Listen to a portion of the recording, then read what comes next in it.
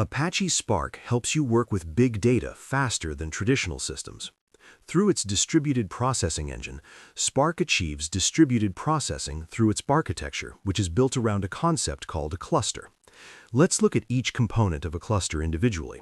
At the heart of Spark is the driver. This acts like the manager of the entire operation. It orchestrates parallel operations in the Spark cluster. When you submit a Spark job to the cluster, the driver handles three key things. First, it breaks your job into stages, consisting of smaller tasks that can run in parallel.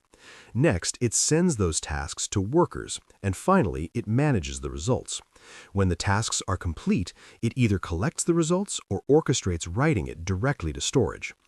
Then there's the cluster manager. This allocates resources like CPU and memory to different parts of the job, and in many setups, it can also add or remove workers dynamically based on the workload.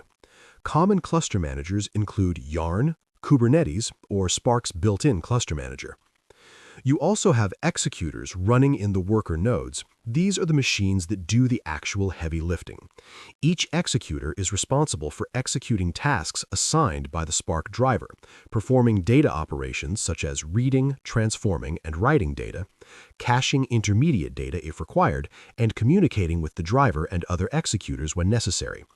When Spark distributes tasks, each executor processes a different slice of the data.